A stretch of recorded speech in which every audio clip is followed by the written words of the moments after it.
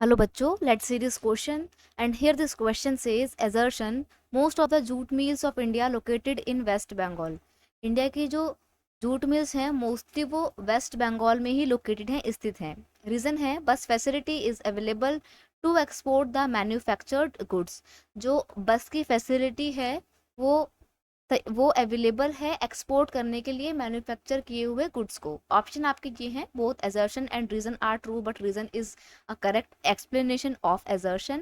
Second option है both assertion and reason are true but reason is not a correct explanation of assertion. Third option है assertion is true but reason is false and fourth option है assertion is false but reason is true.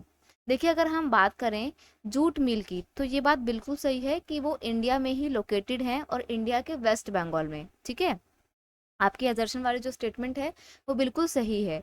अब क्यों ज़्यादातर India की jute mills वो वेस्ट बंगाल में located हैं, तो उसके पीछे के बहुत से कारण हैं. Most of the jute mills are located in West Bengal due to the following reason. Number one, good transportation facilities. An expensive network of roads, railways and waterways facilitate movement of finished product and raw material. यानी कि देखो waste Bengal का जो area है वहाँ पर transportation की facility बहुत अच्छी है. ठीक है, एक बहुत ही एक्सटेंसिव नेटवर्क मिलता है हमारे को वहाँ पे रोड का, रेलवे का, वाटरवेज का, जो कि फिनिश गुड्स के मूवमेंट को या फिर रॉ मटेरियल के लाने ले जाने के जो मूवमेंट है उनको फैसिलिटेट करता है, उनको बढ़ावा देता है. यही कारण है कि ज़्यादातर जूट मिल जो है वो वेस्ट बंगाल में है. ठीक है, एक और कारण ये है कि जूट को उगाने के लिए पानी की बहुत ज़रूरत होती है और वेस्ट बंगाल के एरिया में वाटर जो है, वाटर की अवेलेबिलिटी काफ़ी अबंडेंटली है, तो हमारे को पानी की कोई दिक्कत नहीं होती, इसलिए वहाँ पे जूट की खेती की जाती है.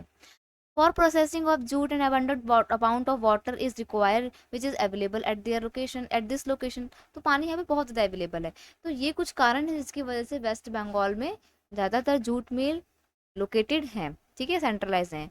अब यहाँ पे रीजन दिया हुआ है कि बस facility is available to export the manufactured goods. तो बेटा ये स्टेटमेंट आपको लग तो रहा है कि सही है, क्योंकि ट्रांसपोर्टेशन की फैसिलिटी तो अवेलेबल है. जब ट्रांसपोर्टेशन अच्छा है तो आप गुड्स को भी गुड्स को एक्सपोर्ट कर सकते हो. पर ये सही नहीं है स्टेटमेंट, इसलिए क्योंकि जो कोलकाता है ना वहाँ से एक्सपोर्ट होते हैं.